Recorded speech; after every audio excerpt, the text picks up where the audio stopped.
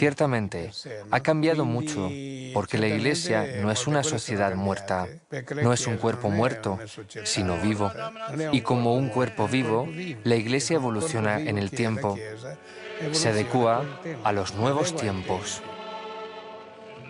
Juan Pablo II introdujo un sistema de consultas con los cardenales que no votan, los que ya cumplieron 80 años. Cambió también el recuento de votos, pero no cambió lo esencial del cónclave.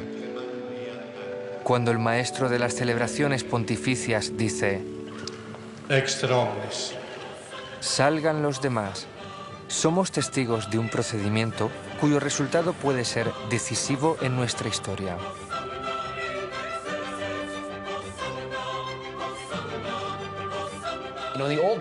Antes se elegía al Papa de la Iglesia Católica, al mentor de la Iglesia. Hoy es la elección del primer ministro de las conciencias humanas. O sea, hoy la voz del Papa es la más importante en asuntos de ética y problemas religiosos, en asuntos humanos. No hay ningún asunto humano sobre el cual no se le pida al Papa una toma de posición. Fueron suficientes 4 votaciones para que apareciera la fumata blanca. Habemus papam, sancte Romane Ecclesiae, cardinalem Ratzinger. El cardenal Joseph Ratzinger fue elegido el 265 sucesor de San Pedro. El anuncio del nombre del cardenal elegido, la información del nombre elegido y por fin la aparición ante los fieles es una costumbre de cuando al Papa lo elegía el pueblo romano.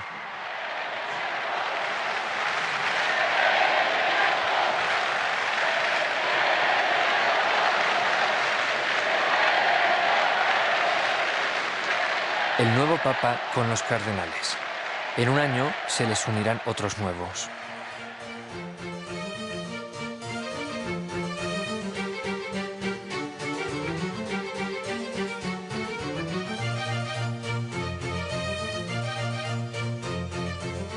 En los alrededores del Panteón se halla una sastrería. Es de la familia de Gamarelli desde hace 250 años. Y visten a unos clientes muy específicos. Son los cardenales. Hasta hoy son denominados príncipes de sangre.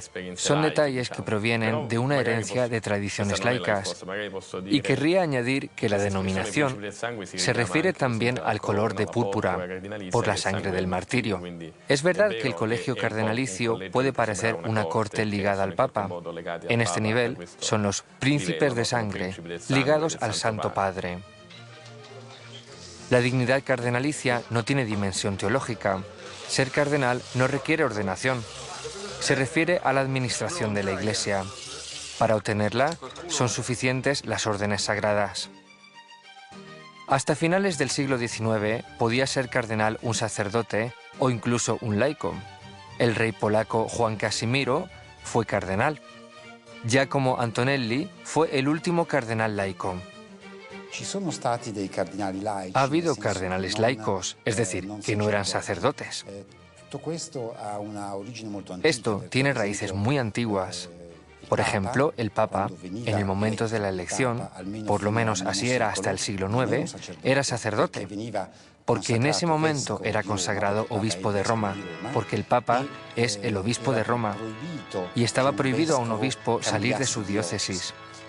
Había que elegir como obispo de Roma a alguien que no fuera ya obispo. Muchas veces ya era diácono, sacerdote, pero otras el Papa elegido era laico. Después de la elección era consagrado obispo de Roma y así hecho Papa. Si tiene que ser obispo de Roma, sus electores tienen que ser miembros del clero romano. En breve, algunos obispos serán nombrados cardenales. Cada uno recibirá un birrete cardenalicio y será incardinado, es decir, nombrado párroco titular de una parroquia de Roma. Al mismo tiempo se mantendrá cierta ficción legal. Al Papa le seguirán eligiendo entre sí los párrocos de las iglesias romanas. Stanislaum Civic, archiepiscopum Cracoviensem.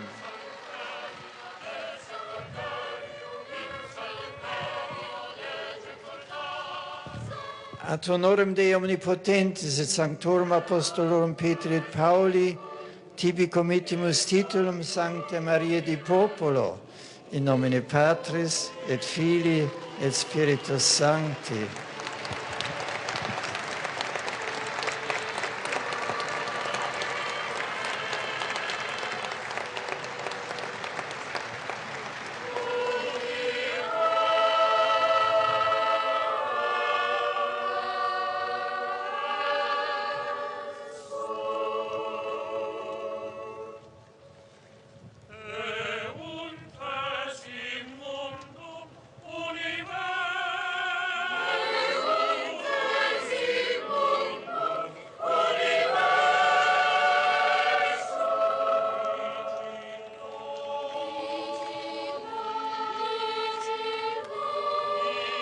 Su eminencia, el cardenal Stanisław Dziwisz, convirtiéndose en cardenal, no solamente elegirá al futuro papa.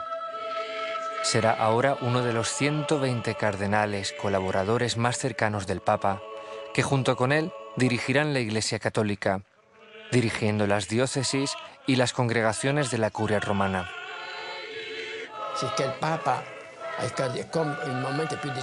El Papa, en los momentos más decisivos de la historia, convoca a los cardenales y les pide su opinión.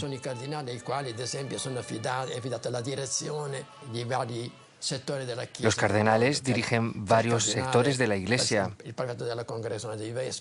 Hay un cardenal de los asuntos de la Congregación de los Obispos, de las misiones y otros.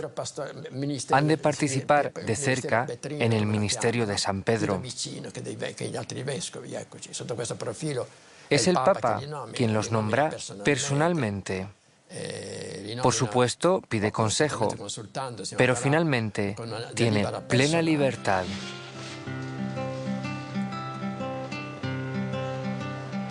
Su eminencia José Saraiva Martins fue nombrado cardenal en febrero de 2001.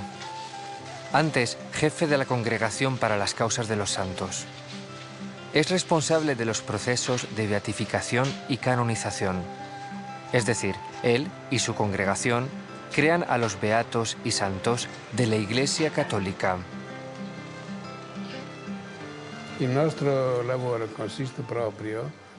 Nuestro trabajo consiste en comprobar si en una persona concreta se ha encarnado la santidad o no. Intentar comprobar si el supuesto milagro atribuido al siervo o sierva de Dios de verdad lo es. O sea, un fenómeno inexplicable a la luz de los logros actuales de la ciencia. Y si es inexplicable científicamente, se atribuye a Dios como intervención a favor de este siervo. La sala de reuniones del Tribunal de la Congregación. Una mezcla de sala de un tribunal y sala de conferencias.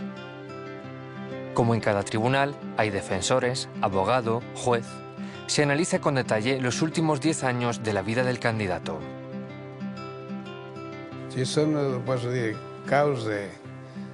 Hay causas de beatificación más fáciles y causas más complejas. Por ejemplo, la causa de beatificación de una monja de clausura es por fuerza más fácil que la causa de, por ejemplo, un papa. Los papas antiguos ya decían esto. Se toma en consideración el último periodo de la vida, porque durante la vida alguien podía convertirse. La santidad concierne a la vida, a toda la vida, sobre todo al último periodo. Considerando solo el principio de la vida de San Agustín, por supuesto, no hubiera sido nunca santo, pero pasó por un largo camino. La conversión es algo muy bonito.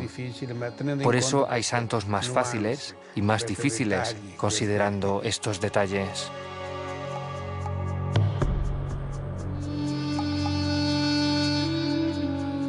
El archivo de la congregación. Registrar búsquedas duraba años. Testimonios, atestados de los milagros y de las dudas.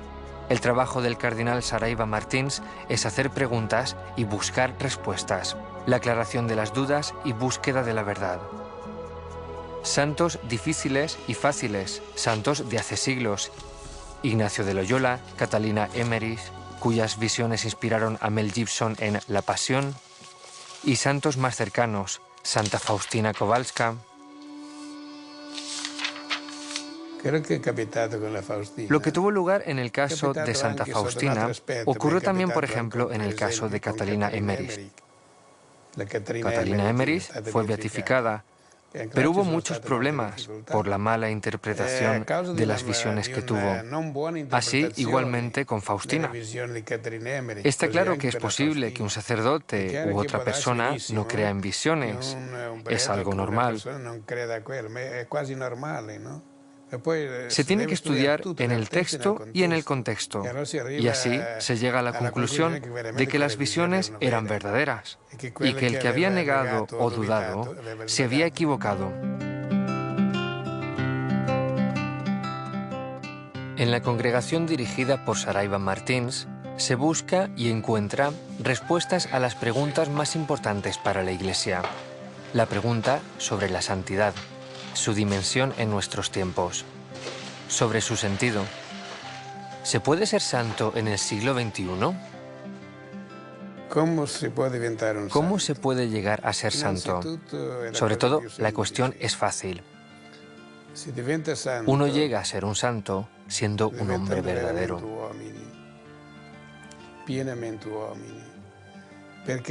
Porque la santidad no es otra cosa que la plenitud de la humanidad. Nosotros decimos que Cristo es el hombre perfecto, por ser la santidad del Padre encarnada que entra en la historia. Porque la santidad no es algo impuesto a la humanidad, es la plenitud de la humanidad.